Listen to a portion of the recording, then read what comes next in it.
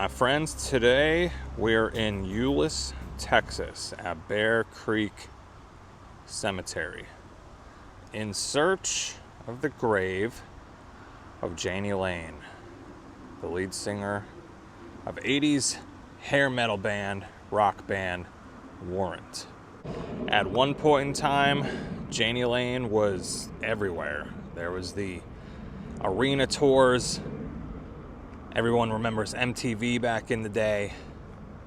Warrant was huge in the late 80s. Everything was just living in excess in the 1980s, but that was until a point where it all came to an end, all alone in a hotel room in Los Angeles, California. I would imagine this is where Jani Lane's family would have come for his funeral. It's right by the entrance, and I would have to think there was his wife Kimberly, his daughters, close friends and family sitting right there at one point. Hey y'all, my name is Nick and I travel across North America in search of famous graves as well as dark history locations. Welcome to this new episode of mine where we visit the death site of Jani Lane, one of the big singers from the 1980s, band called Warrant, as well as his final resting place here in Bear Creek Cemetery in North Texas.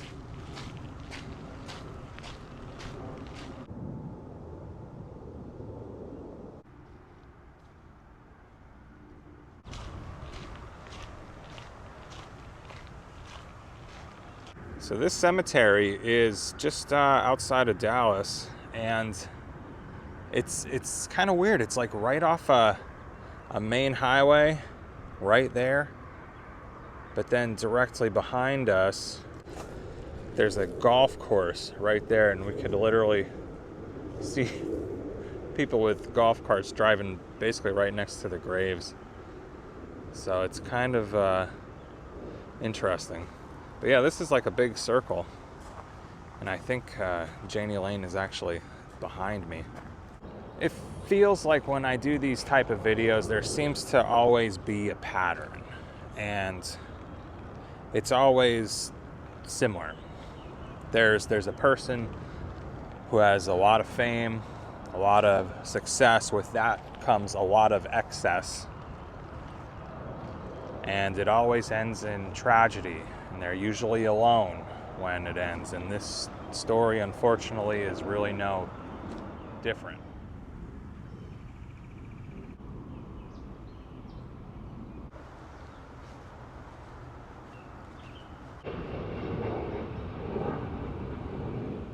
Jani grew up very far away from the lights of Hollywood. And at the end of the day, he was just a kid obsessed with music. Eventually, though, moved out to Los Angeles during that absolute peak of the Sunset Strip era, which is my favorite, by the way, in terms of music. And, you know, somehow he became one of the faces of that whole scene with the band Warrant. Now, once Warrant took off, everything for them happened so fast. There was the MTV constantly, the huge tours, money just galore, and then came the song, which I know y'all know, Cherry Pie. And yes, that song would change everything, which is kind of ironic because later on Jani Lane would admit he absolutely hated that song, not because it was a success, but because of the public and the media and the world associated him and the band Warrant with that song. And I think he just wanted people to know there was more to him, more depth to him than just this Cherry Pie song. One of the things that always stood out to me about Jani Lane is I don't think he ever really felt comfortable just being reduced to that party rock image, especially in the 80s with all the hair metal bands and this and that. And especially, I think, later on in the years, I think he really wanted to be considered a good songwriter, which he really was. He wrote all of, or not, if most of Warrant's songs. And I think he wanted to be remembered more so for that than just the glam rock hair metal of the 1980s.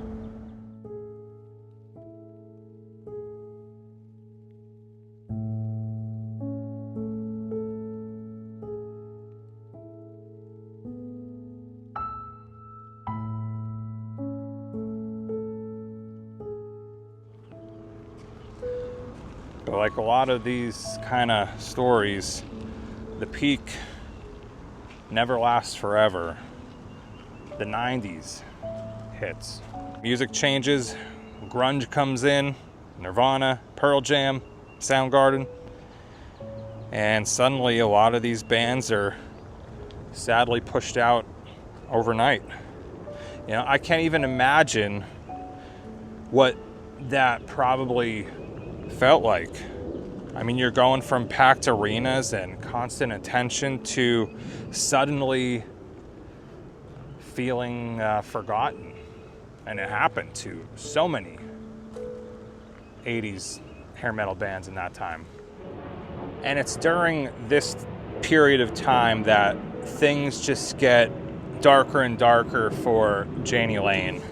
There's addictions, rehab, trying to pull himself out of this dark place, but then getting right back into it, and it never seems to end for him.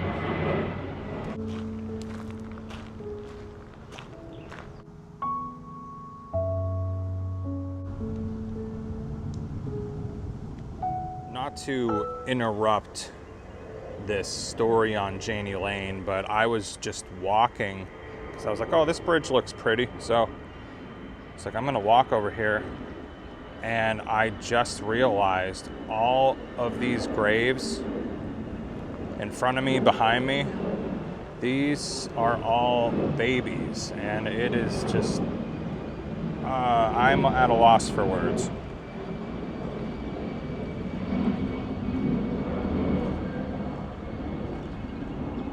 I mean, there's even a Barbie right there. You know, years ago, this still would have affected me, but now that I have a daughter who is 16 months, oh man, this really, really sad. All right, y'all, at this point, I want to, in the video, leave the cemetery in Texas, and we're going to fly out to Los Angeles, California, show you the hotel. It's not a hotel anymore, but show you the building still there where Jani Lane passed away, all alone in this old motel. And then we'll come back here at the end. I will see you in a little bit, but enjoy my clip here from Los Angeles.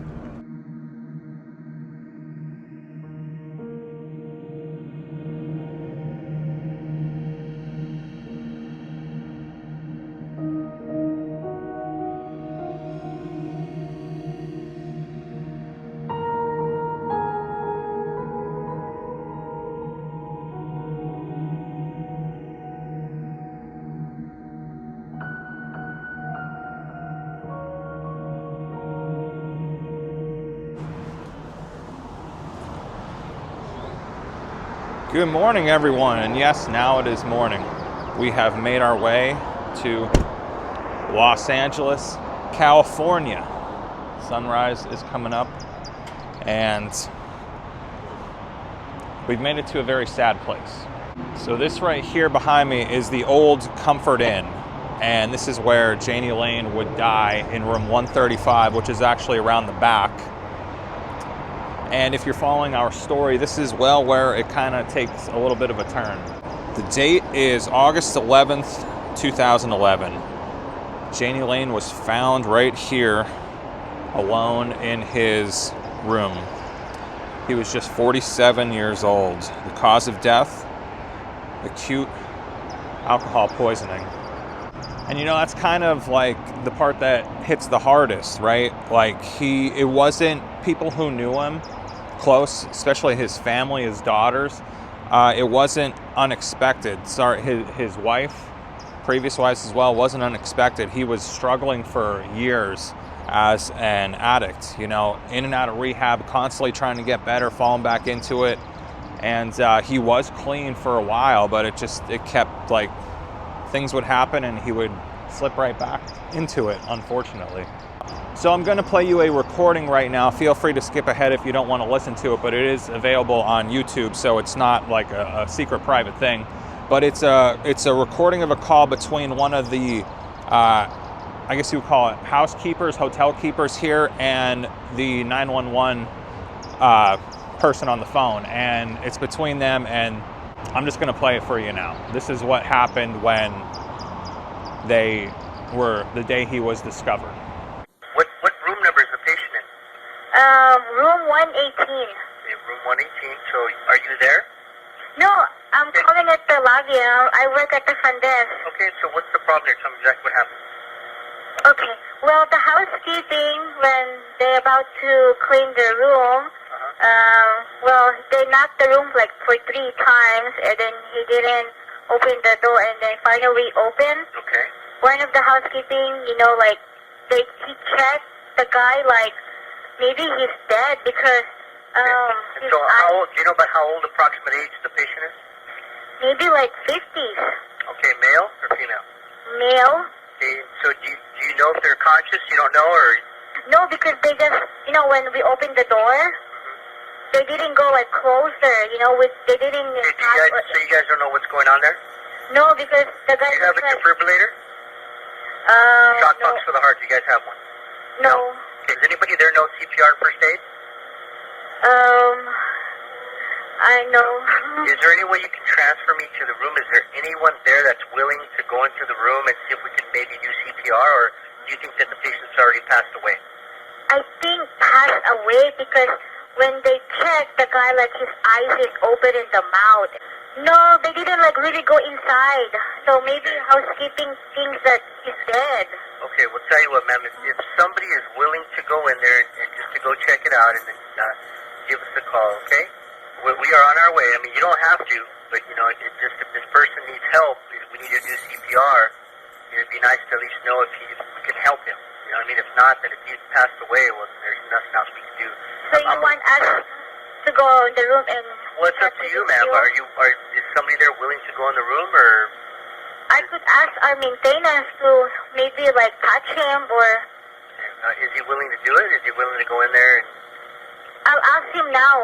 I mean, I can't force him to do it, but I'm asking if he's willing to do it. I'll ask him. Okay, I'll be right here. Is there any way to transfer me to that room? 118, will somebody answer? No, we try. Okay. So are you going to ask to see if he'll go in there? Yes, I'm going to call another line. Hold on, okay? Okay, I'll be right here. No, nobody wants to do it. Okay, well, that's fine then, ma'am. Help's on the way, okay? We've got possibly DV. Nobody knows what's going on. I guess the gentleman's been there for a little bit. Nobody wants to check on him. There was moments, I think, where it seemed like he was going to turn things around. But, you know, addiction is complicated, and in the end, it caught up with him. Now, if you're wondering why I've been staying up here the whole time, is because, one, this is no longer a Comfort Inn hotel. This is actually a place called Hope, which is beautiful in my opinion. It's instead of families being homeless, this place is here to serve as a home for families that can't afford housing. So instead of them being homeless, you know, kids with their parents are allowed to live here, and it's awesome. Unfortunately, like I said, the room where he passed away is around the back right there. We can't get there today, but I'm glad this is a place that it is now, rather than an old Comfort Inn, or even worse, just a building that's torn down.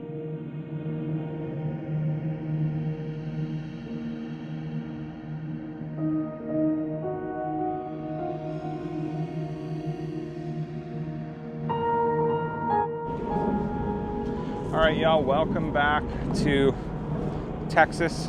It's a cloudy day. And now I believe Jani Lane is buried somewhere in this area. So let's find his grave together.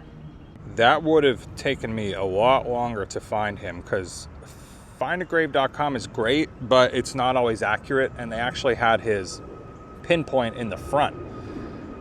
So that's where I was originally looking. But then I remembered a friend of mine was actually here, and I remember he said in his video, you have to go in the back.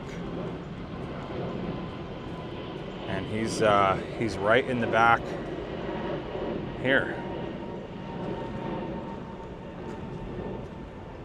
And actually, once I got back here, it was pretty easy to find him just based on all the flowers that are here.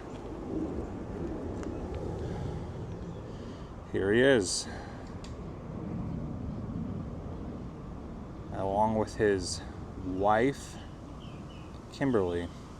We'll talk about her death in a bit, but they're right here, Jani and Kimberly Lane. Both very sad deaths.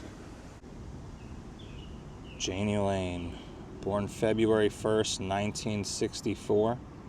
Wow, that is the same year as my dad. August 11th, 2011, passed away. Beloved father, husband, and friend, always loved, never forgotten. And then his wife, Kimberly, I believe it was his third wife, if I'm not mistaken. She is buried here as well.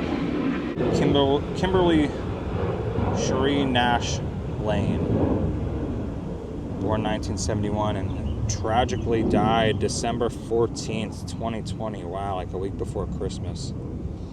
Beloved daughter, sister, mother, favorite auntie, cousin, and friend. Sorry, there's the butterflies and the flowers in the way, but she's right here. And she tragically died in a bad car accident. Very sad, especially for their daughters. And now I'm sure y'all are going to ask the same question that I had. Why is he buried in North Texas? I mean, he died in Los Angeles. He lived a better part of his life in Los Angeles. So why is he buried here? And it's because when he died, his wife here, Kimberly, she is from this area. And she wanted to be close with him, so she actually had him buried here. And then, like I said, unfortunately, she passed away not that many years later, tragic car accident. So now they're both here. And it's just his ashes, something that I found very nice when I was researching for this video. But Jani Lane's daughters, I believe his ashes are split into thirds. So like his older daughter has a third of his ashes, his younger daughter has a third of his ashes, and then the final third is right here. So I think it's nice. It's a little hard to see, but there's Jani back at the height of his career, late 80s. Now, obviously, I'm not going to open this and read it, but it's nice to see that someone left him a handwritten letter right here. I think a lot of people are starting to rediscover Jani Lane now and realizing there was a lot more depth to him than people really gave him credit for. He wasn't just this over-the-top 80s rock singer. He was a talented songwriter, somebody clearly caring a lot internally. I like to make these videos to not just revisit how these people died, but remembering who they were before everything fell apart. Well, my friends, we are saying goodbye to Jani and Kimberly Lane. here in Texas. I hope you enjoyed this video. If you want to see more famous grave videos, please check out the links here or Dark History locations there. And I will see y'all in the next one. Thank you so much.